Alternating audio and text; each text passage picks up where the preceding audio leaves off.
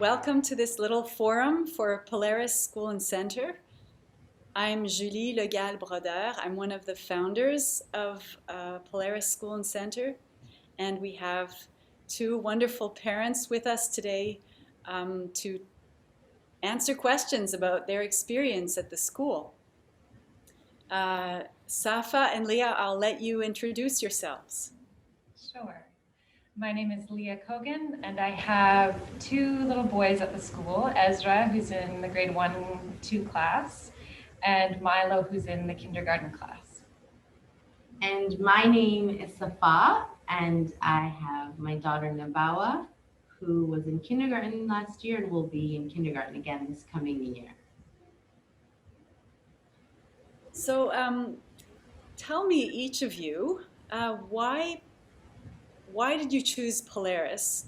How was it how you expected it to be, and how was it different from what you expected it to be?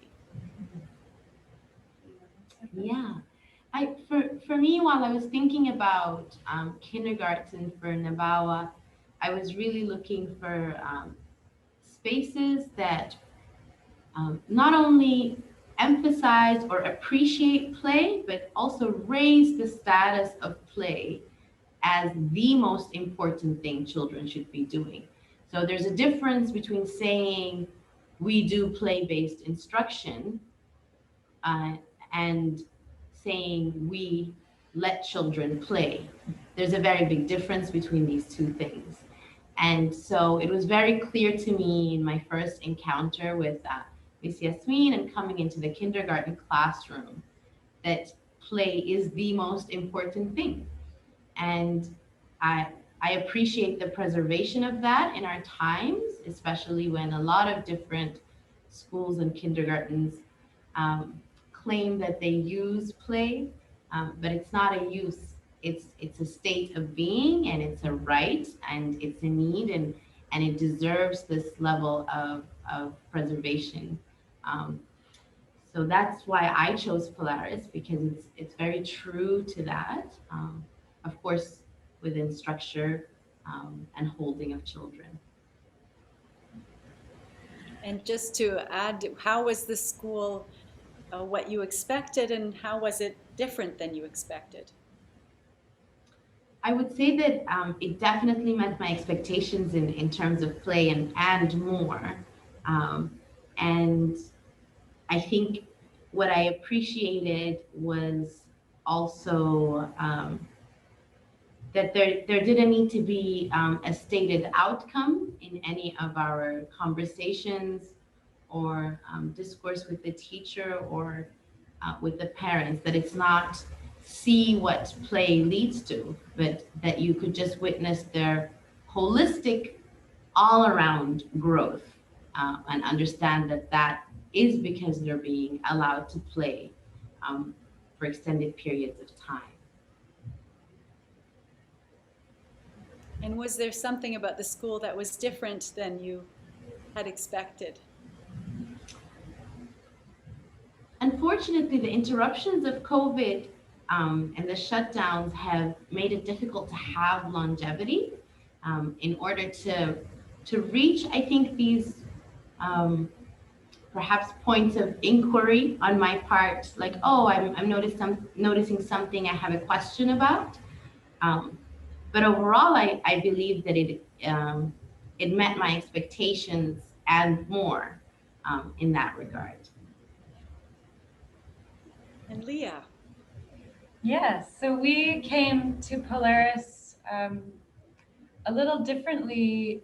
We were about 1.5 years into our eldest's experience of academic life, and we were noticing that there was already so much emphasis on his academic performance in particular key areas, and knowing the degree to which our son is sensitive to energy and sensitive to how people are perceiving him and engaging with him, we started noticing some stress in that sense of that he felt he needed to perform a certain way and was unable to meet a standard. And so we were looking for an environment where we could release him from that, free him from this idea that his learning journey is all about these academic abilities.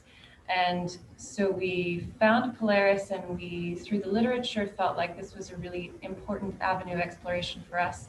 We met with the administrator, we met with the teacher, Miss Yasmin, and understood right away that this was an environment that was going to approach our son's learning not just from his academic growth, but his spiritual, creative, physical growth, and encourage him into his body, encourage the interactive, play-based learning that he so desperately needed as a little boy who is naturally, I think, temperamentally in his head. And encourage him into his body, play games, skip, climb, and be present, be fully present with what he's doing without interruption or a need for framing or explaining his experience and what he's doing. And we've been so pleased to see how that has released some of that stress that he was feeling initially at school, and helped him develop in ways that we really value. His ability to do things physically, his ability to engage socially, and have healthy dynamics with other kids, and to not feel the stress of needing to perform in particular ways. Well, you've both started a bit answering the next question, which is, what is the biggest impact that you see the school has had on your child or your children? Yeah. Leah, where do we start? Sure. Yeah. So, as I mentioned, we have 2 little boys at the school now, and both of them engage with the world in such unique ways. So I'll speak to each of them a little bit. With Ezra, as I mentioned, the impact that we've seen is his willingness to trust himself physically. So being encouraged by his teachers who are so attentive to his unique journey, and noticing right away that what he needed was to climb and swing and skip, and through the encouragement of his peers and helping him develop those skills, we've just noticed how that physical exploration has translated into even more intellectual curiosity, which we didn't think was possible, but it is. That the learning in his body has encouraged him towards a more expansive engagement with learning holistically. And then with Milo, who is so creative and just totally immerses himself in his creative world, his imagination. We've noticed that, so coming into the school, he experiences some hearing loss. So his language development was well on track, but I think we had some minor concerns about his ability to communicate verbally, knowing full well that he communicates in so many other ways. But that by entering this space and being allowed by his lovingly attentive teacher to fully immerse himself in his drawing, in his building, in observing flowers and birds, and in singing very loudly. And by not being interrupted in that play, by a teacher who understands that his presence with his learning is what's teaching him, that his language has actually substantially improved. And not that we had a standard set for him, but that just he naturally, by being able to learn the way he learns, has developed the skills he needs to communicate with his friends. Yeah. And it's just been, we wanted an environment where he could be accepted in his journey, and that is absolutely what Polaris stands for. I think I would have to, I can't reflect on that, Julie, without centering my experience as well. I mean, it has had an impact on me. And I would say most significantly through COVID. You know, we, as an immigrant family, we don't have like a natural network of people. Like my child doesn't have grandparents and aunts and uncles, and so school becomes so much more significant in my child's perception of who takes care of her, right? Who are the caretakers in my life? So the teacher, Miss Yasmin and Miss Carrie, become a lot more significant in her life. And for me, what I have really, the biggest impact was just in the sense of community that she has been able to benefit from in the first part of the year, in the fall through winter, and then experiencing that really difficult winter shutdown that just felt a bit too long. But when she returned, what I saw was a real deep sense of security building up in her. And this idea of, oh, that community exists and it's for me to return to. So probably as a child who has experienced quite a few goodbyes, she wasn't sure that that was a space that she was going to return to, no matter what, verbal assurances I tried to offer. And that, of course, it is home, and she calls it that. She'll often be daydreaming and she'll say, school feels so much like home, mama. And I say to her, that's how it should feel. That's how school should feel to a child of her age. And I say how lucky we are that school feels that way for you. So my selection for a school environment was also so much more fragile and delicate, because I'm aware that we don't have other senses of home in our lives here in Ottawa, and that she needs to feel that there's other places and people who will receive her with that level of warmth and love and acceptance of who she is. And if you have met my daughter, she's very strong-spirited. So there's definitely a need for her to feel, received and allowed to be this large, and this strong of a person, without it having to be managed for the adults' expectations or for whatever environment. Well, now you've also started answering the question I was about to ask, which is, what does your child say about the school? Yes. There's lots of things she says. There's a lot of remembering. Like, she'll just be going through her day and she'll, suddenly just be lost in thought, with a really cheeky smile on her face, and she'll be like, Philo is so silly. He did this earlier. So just lots of memories. And what I've noticed throughout the years, she cares less about me relating or understanding or commenting on her memories. At the beginning of the year, there was, let me tell you about school. And now she's just experiencing her memories and relationships in a way that feels a bit more independent of me being an audience to that. But just, to me, the most profound thing is that school feels like home, because of also the way she says that in a bit of awe as well. I think she also, in her young years of life, understands how unique that is. She may not have had experiences of other schools or whatever, but I think she hears other children in her neighborhood and so on talk about school, and then she's like, that's not how I feel about school. She's beginning to make that connection. So. I love that. I love that framing, because I think it aligns so well with what I've heard my boys say, without using that language necessarily. Right. But it is that, it's that sense of that they feel safe to be fully themselves, and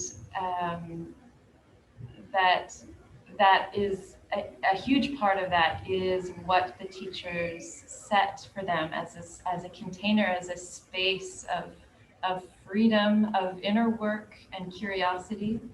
And so what I hear them saying often is they're bringing things that they've experienced from school into the home. So things about rhythm and while Miss Yasmin sings this song, I'm going to sing this song for you now. Milo will set up a circle time for us at home and teach me some of the poems and tales as a way of embodying what he loves about school, rather than saying, you know, I love my teacher, or I love circle time. Yeah, often they do say, I love my friends, or I miss my friends. And I think because the class sizes are so small, they've been able to build these really tender, intimate relationships with their friends. And so that they speak often of that.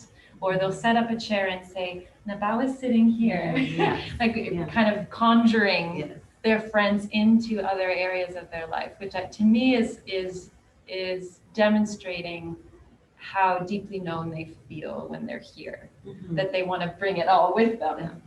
And then they talk a lot about the play, the games, the things that they do that are meaningful to them, and it's different every day.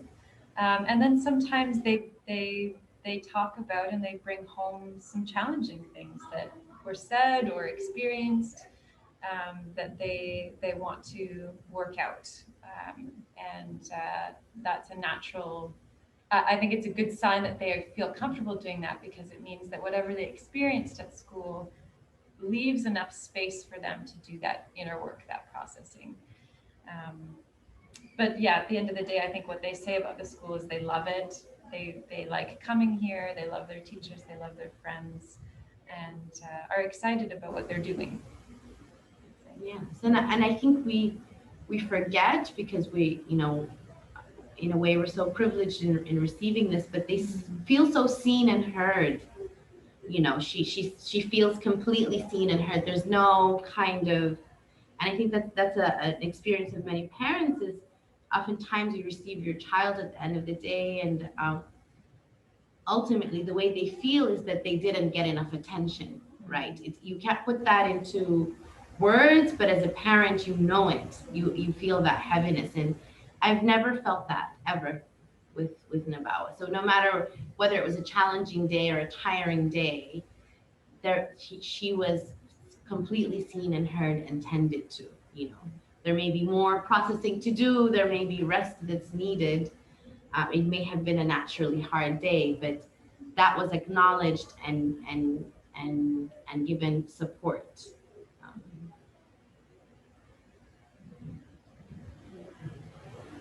A bit of a different take here. If you were to imagine this school as a person, what would their personality be?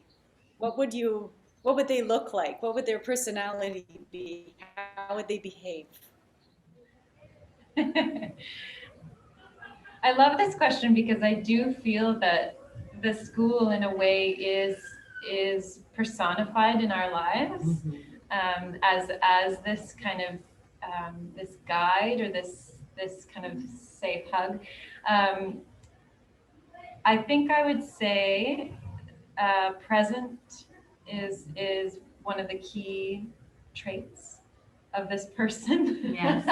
Very present, attentive, and with that a kind of peaceful presence. And then the second trait I'd say would be playful. That's so central. The whimsy of the color and the textures. It's so playful. And then a little bit of mystery, like a little mysterious kind of ephemeral. That creates in you a sense of wonder, of curiosity. So I'm cheating a little bit, because I'm saying this person has this trait, but then generates in me this response. But I don't know how else to frame it. It's a relationship. It is right? A relationship. It's very much a relationship. Yeah, how you see a person is what they also bring out in you. Yeah. I think for me, this person would be if this person is called Polaris, they would be intentional. I feel there's a lot of intentionality in everything that's being done, from its inception, you know, from its envisioning to the smallest of decisions. I would say that this person's wise.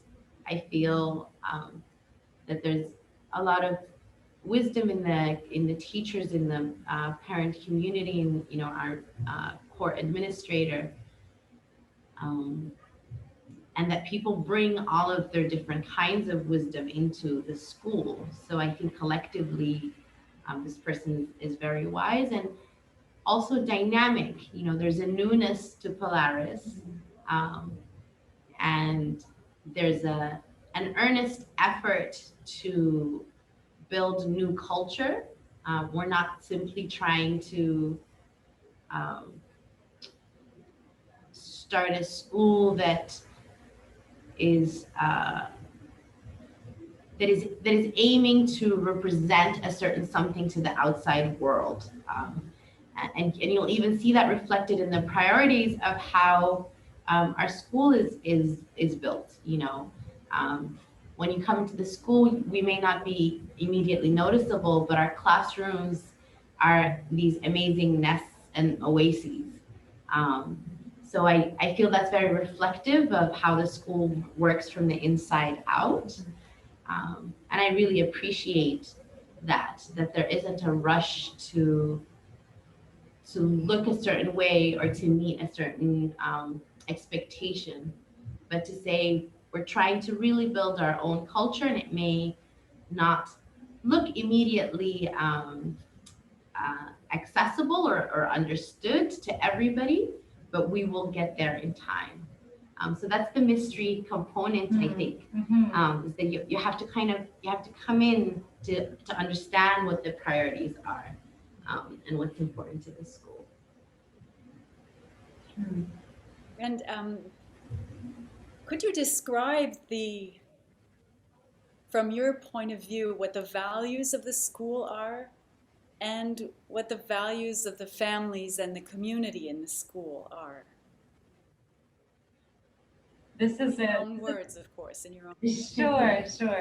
This is a conversation I love to have and have a lot. Yes. I think we're so invested in understanding what that is. When you were talking about the kind of the inside out work, I think that core value really is the heart of the school, because it is striving to acknowledge that each person, of course the children, but even extended beyond that, the family members, the teachers, the administrator, each person is bringing their inner work, is bringing their experience and their journey. And I think Polaris is striving to be a community where all of those stories are valuable. And that from that place of acknowledgement, we are building a story together. And I really see the intention of that, the effort of that, the come a little closer kind of posture of that. It's not flashy, it's not, it doesn't have perfect branding, but it's because the focus is on the heart. And you'll see that in the website copy. You see the language, the intentionality behind the language of each individual journey being a high priority. And that's the value that drew us, because we wanted our children to feel that their unique spirit was being honored, not just formed, And personally, as an adult, I have been questing my whole life for a community that has the capacity to hold the nuance and hold an equitable space for all to feel fully seen and be able to contribute in a way that is meaningful to them. And I think Polaris is striving towards that, because we recognize that in order for the kids to flourish, they need to be within a community that is flourishing. And that the culture, as you said, that we're building is what frees them to learn. If they don't feel safe and they don't feel contained in a healthy way, it's so hard to learn. And we see that in children all the time. So I think Polaris understands that that core value of care, and with that care, freedom is really important. Yeah. For me, I also see it in, that piece about building new culture and intentionality, pulling from who Polaris is.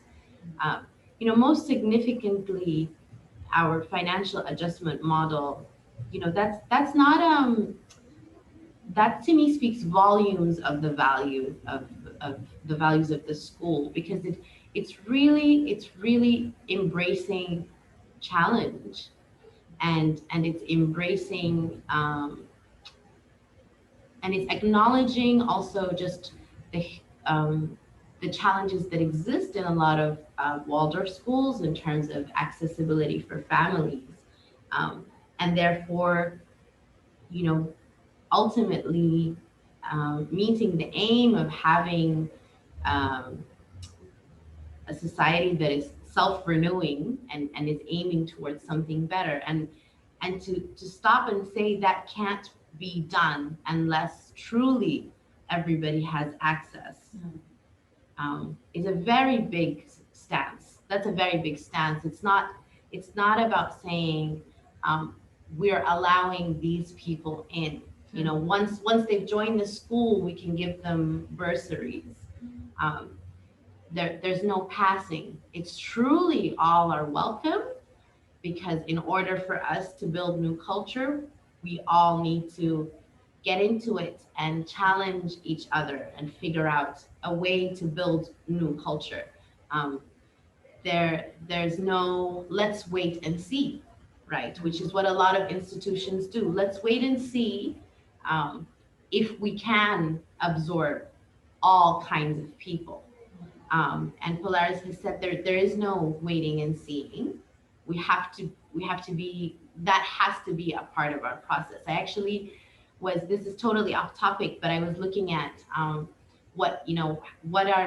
are relationships healthy, whether there are personal relationships, and they said that 85% of what a relationship is actually the repair work. Right, the conflict. It's actually like, building it and putting things together, like moving from having these, and of course, if you're in any kind of long form relationship, whether, family or whatever, that resonates with you because it's lasted this long because of how much conflict you've had.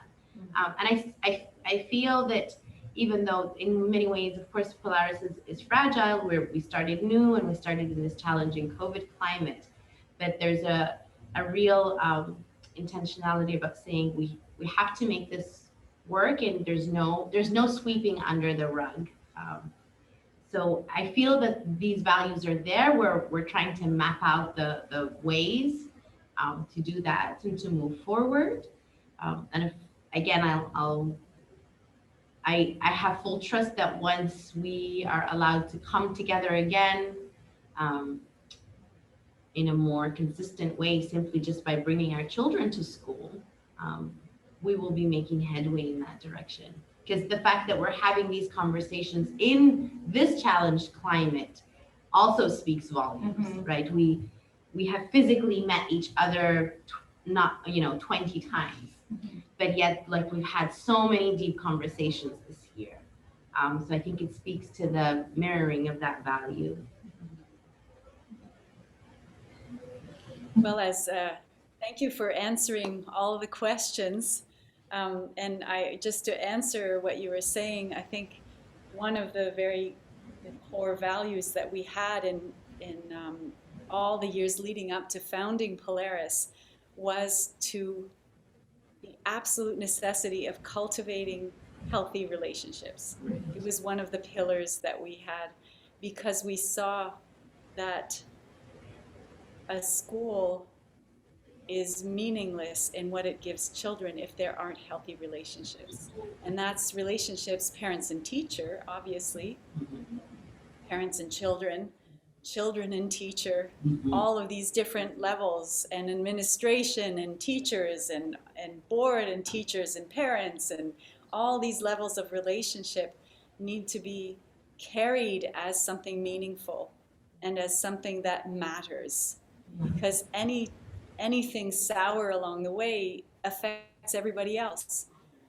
It's like the water in the planet, right? It's all connected to everybody through the air, through the water we drink, through the seas we sail on. And relationships are like that too. And so to bring consciousness to relationships is really one of the core values. Because if you have that, you can go anywhere. Mhm. If you have trust Mhm. that you can get through it, like in a healthy marriage, right? If you trust that you can get through it, you'll get through it. Thank you so much. Thank you both. Thank there- you. Really enjoyed this Would conversation. either of you like to add something as a last word about Polaris? I think it's noteworthy what an incredible group of families we have. To say these are people that I love, and that's not easily achieved, as you said. The way you achieve that is through hard conversation and conflict, and for a parent who is considering the school, if a core value of theirs is to have meaningful relationship, this is a place that has capacity for that. People who have capacity for that. Beautiful people. I think that's evident.